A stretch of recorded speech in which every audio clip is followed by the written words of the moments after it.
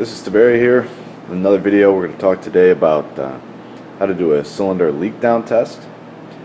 This test is performed to determine if you have a bad intake valve or leaking exhaust valve. You can also find out if you have a blown head gasket as well, and you can find out if you have bad rings by using this test. Now you have to go cylinder by cylinder, and it's a good idea to pull up your firing order and your cylinder arrangement, which I have over here on the left.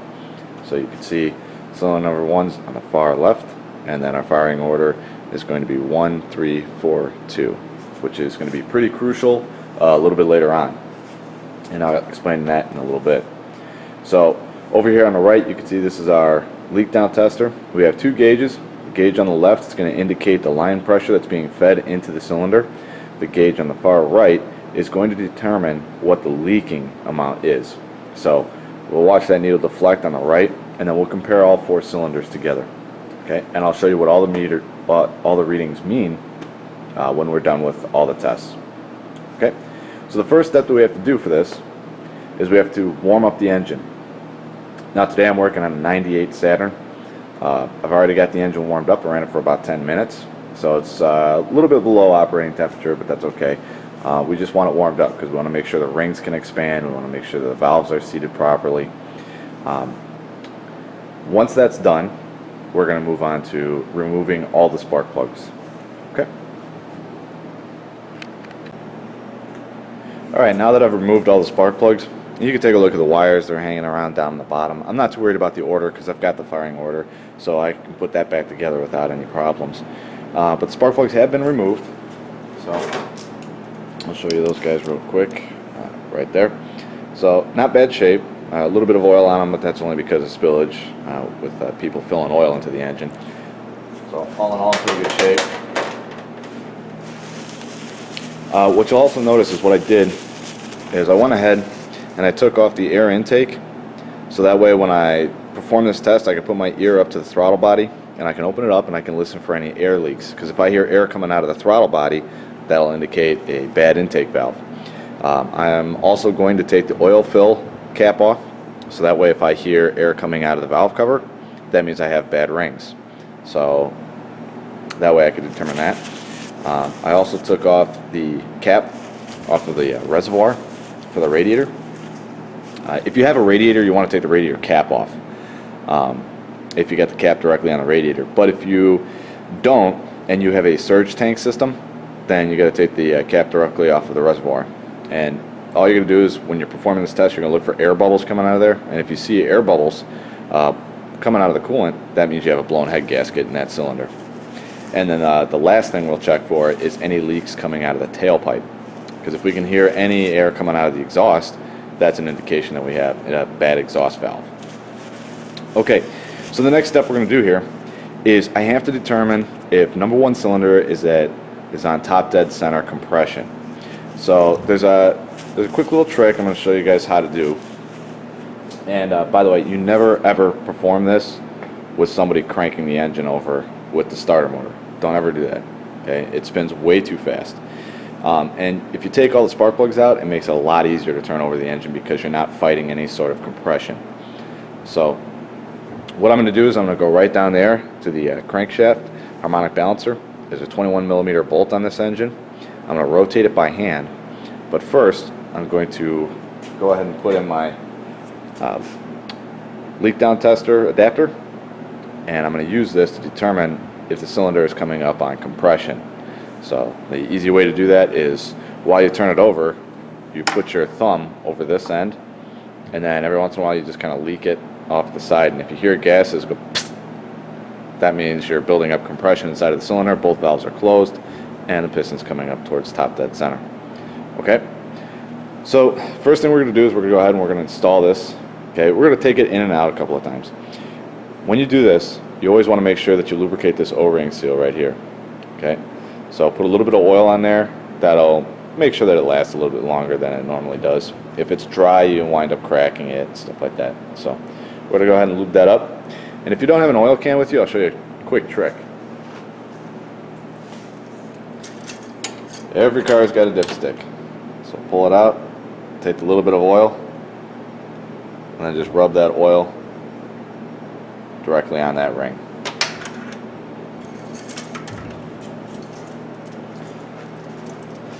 Alright, so now we're just going to go ahead and we're going to thread it directly into the cylinder.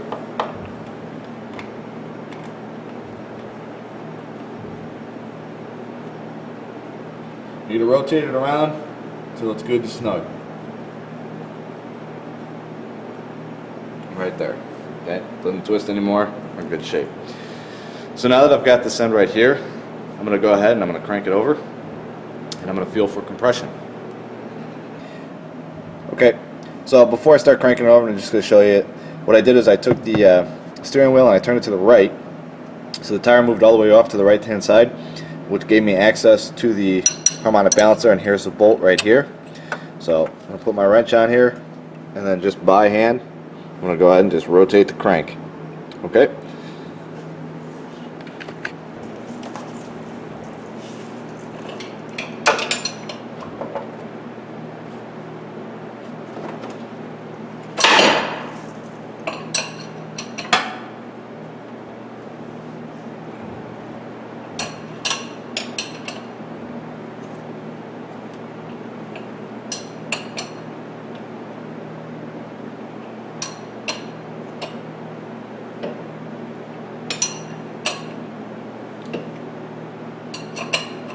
Nothing so far.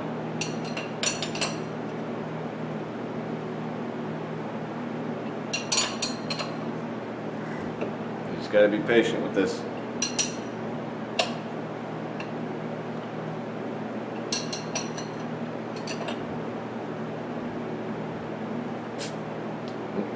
There it is. So you can faintly hear it right there. So I got compression. So the next step is I got to find out if the cylinder is at top dead center. So I'm going to go ahead and I'm going to remove this, lay it off to the side. Now some people tell you not to do this. It's not that big a deal. If you've got an inline cylinder engine, screwdrivers work perfectly fine for this. Just go ahead and lightly place the screwdriver all the way inside of the cylinder. And since I know I'm on my compression stroke because of the pressure that I felt, all I'm going to do is just rotate the crankshaft. Piston's going to move up, the screwdriver's going to go up. And when the screwdriver stops moving up, it starts traveling down, I know I'm at top dead center. So I'll back off just a little bit to get it all the way at its peak, and I'm ready to perform my test. Now if you have a V engine, if you have a V6, a V8, V10, whatever the case may be, try to avoid doing this, because your pistons are moving on an angle and your spark plug holes are typically not lined up directly on that piston, so you could cause binding, and if you do that you can crack a piston, or you can damage some component on the inside, which will leave debris on the inside, which will internally destroy your engine. Just not really something you want to do if you're just trying to figure out what's wrong with an engine, is create a problem. Okay, but if you have an inline engine, this works perfectly fine. Okay.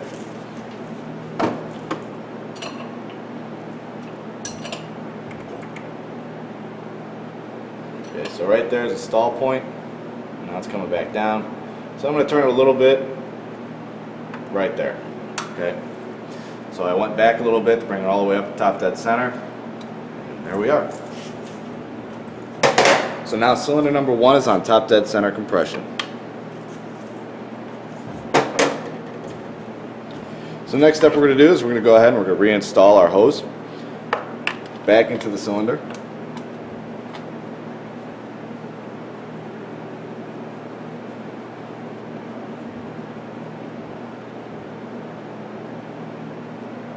Okay, nice and snug. And now what we're going to do is we're going to connect the cylinder leak down tester. So here's the leak down tester, and you just come right over here to this coupling, and we just snap it into place. That's good and tight. Next step is we're going to put compressed air or shop air directly in here, and then we'll regulate our gauges.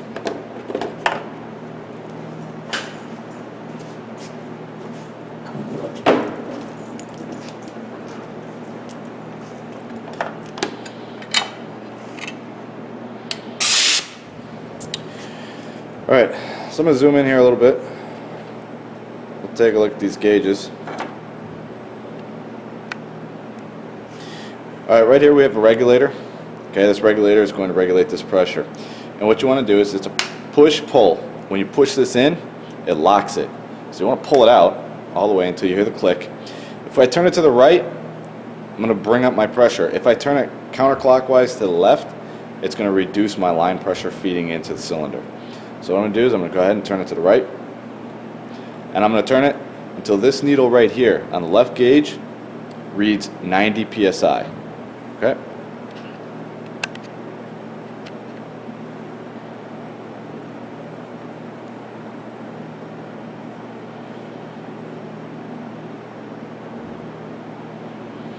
Alright, so right there, I'm at 90 psi. And if we take a look at the gauge on the right, we're right around, I would say, 86. So we have a loss of about 4 psi. Okay? So now we want to find out where that pressure is going. Okay? So we're going to go ahead and we're going to take a look at a couple of spots and listen and see if we can hear anything.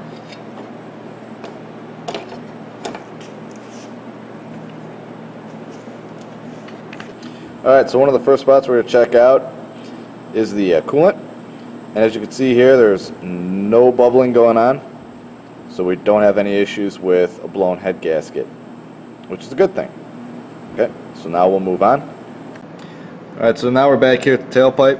So we're going to put our hand over it. No air, no change in pitch. So looks like we got good exhaust valves, or an exhaust valve. So that's okay. Alright, next is the throttle body. So you can see we open it up all the way, and then you want to put your ear close to it to see if you hear anything coming out. Alright, I've already done this and there's no air coming out. So that means our intake valves are okay in that cylinder. Okay?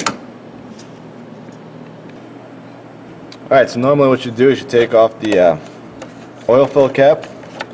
And once that's removed, you want to listen for air coming out of here. Can't really hear anything, so it doesn't sound like it's coming out of there. But I'll give you a tip. On valve covers, you typically have an air inlet, fresh air inlet for your PCV system, and it's a smaller orifice, so it's a little bit easier to try to actually hear noises coming from it. You just stick your thumb over it.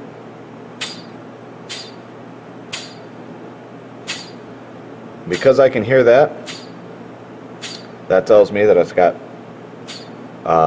ring problem. So the compression rings and the oil rings have an issue. They're not holding probably as well as they should, but all things considered, we have very minimal pressure loss, so that's not bad. So what we're going to do is we're going to write that down, and then we're going to move on. We're going to perform the same thing for all 4 cylinders. Okay? Alright, so this is what I wrote down to help me out. So this is my leak down test. And if we take a look, cylinder number 1, my regulated pressure is at 90 psi, and cylinder number 1, I've got 86 psi going down into the cylinder. So I'm leaking 4 psi. And where I heard it from was the valve cover, so that indicates a ring leak. Okay, so the next thing we got to do is we got to go to the next cylinder. Now keep this in mind. Every single cylinder we do this to has to be on top dead center compression. If it's at bottom dead center, or if it's on exhaust stroke or intake stroke, it's going to be a wrong result no matter what. So every cylinder has to be on top dead center compression. Okay, so my firing order is 1, 3, 4, 2. Okay, so the next thing I'm going to do is I'm going to go to the next cylinder in the firing order, cylinder number 3. And the reason I'm going to do this is because that means that if number 1 cylinder just fired, that means the next one that's coming up on compression stroke is going to be number 3. That's going to be our next firing cylinder, which makes it easy for me to go ahead and turn the crankshaft. Because it's a 4-cylinder, I know it's exactly 180 degrees of crankshaft rotation for the next firing stroke or cylinder, which is going to be number 3. So now all I got to simply do is disconnect my leak down tester, put my screwdriver into cylinder number 3, bring it up to top dead center, reconnect it, and plug everything up.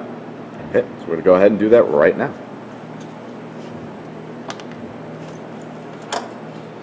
Okay, so the next thing we're going to go ahead, we're going to disconnect The leak down tester, just pull the air line first. Okay, let that bleed down, and then disconnect the line.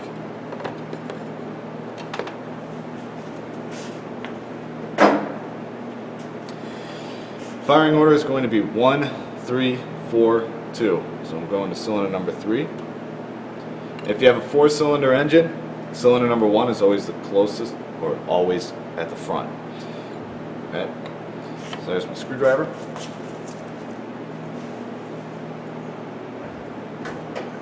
Wrench. And then same step, rotate until the screwdriver comes up to top dead center.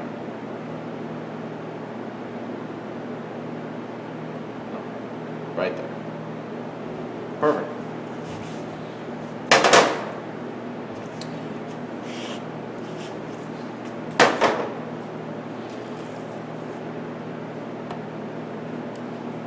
So we're going to go ahead and we're going to remove the hose. And then we're going to make sure we got O-ring is still on there. Always check. And then reinsert it into cylinder number 3.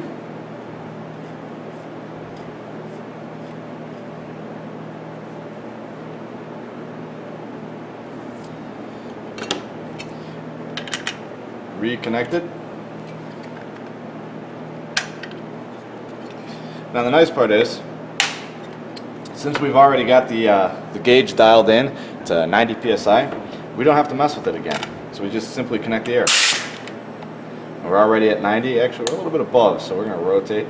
There we go. All right, we'll check our leak down. And on this one, it's reading right around, same thing, 86 psi. Which is a good thing. We can hear it a little bit more readily. So I'm going to go ahead, I'm going to write it down, cylinder number 3. 86 psi. And then I'm going to go around and I'm going to perform my checks and listen.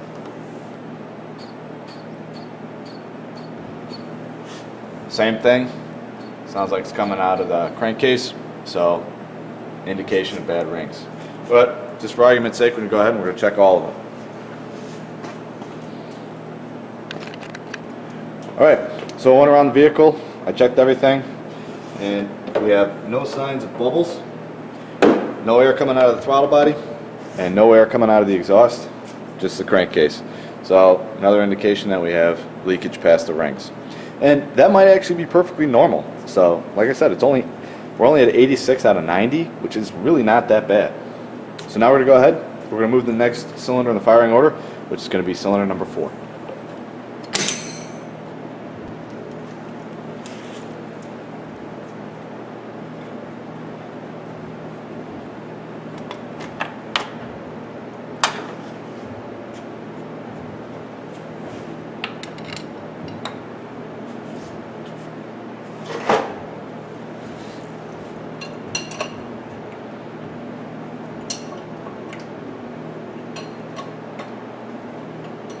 Alright, so almost there.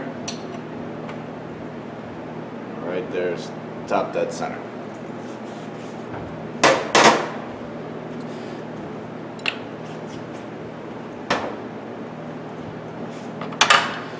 Yep, I'm going to go ahead, reinstall our leak down hose.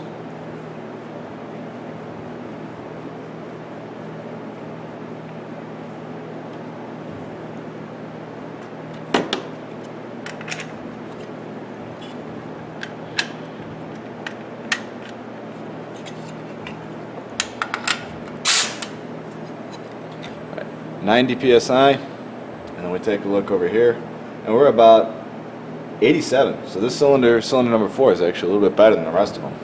So we go through, same thing, and I'm going to run through, I'm going to double check everything. Okay, I ran through, I checked everything, seems okay. So when we take a look, we have 87 psi, cylinder number 4, and that's rings. Number 3 was rings as well. So both of them were leaking out of the crankcase.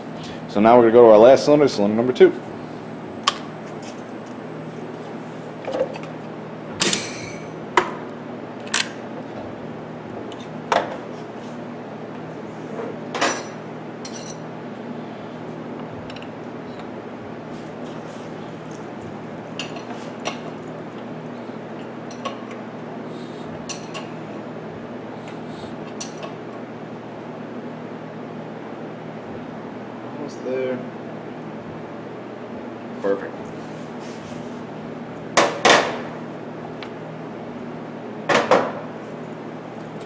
Alright.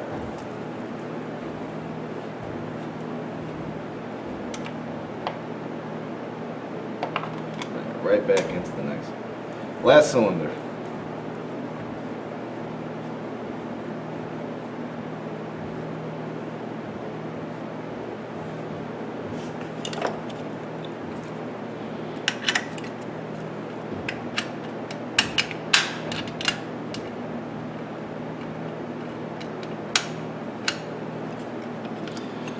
Go.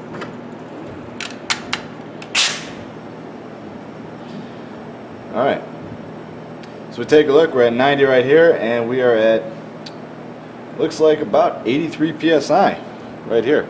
So cylinder number 2 is the one with the most problems. So we'll do a little bit further or stronger investigation, try to see what that's at. Looks like we're at about 84 now, so leveling off at 84 psi in cylinder number 2. So I'm going to go ahead, take a look around, see what I find. Same thing, we got a little bit of air coming out of our crankcase. Take a look at the coolant.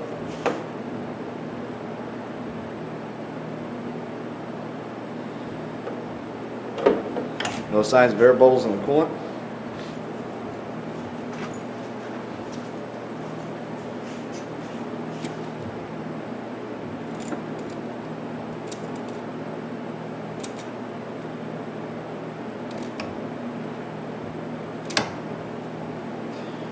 We got a little bit of air coming out of the throttle, which can indicate that the intake valve on that cylinder number 2 is not sealing up all that well. We'll do one last check. I'm going to check the exhaust.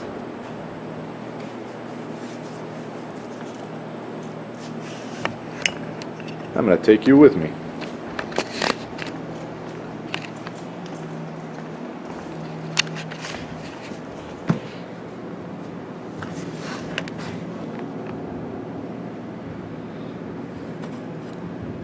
Can't feel or hear nothing coming out of the exhaust. The exhaust is okay. Seems like it's an intake valve problem and a ring problem. Okay. Alright, so we're getting pretty close to done. So cylinder number 2, we got 84 psi. Okay, so we have a ring. And we also have intake.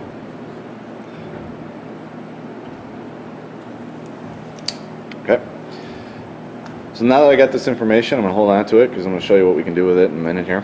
So the next step is to reassemble the entire engine, put all your spark plugs back in, and we're going to crank it over and make sure that it starts up okay. Alright, now that we're all back together, I'm going to go ahead and turn the key and we'll fire it up.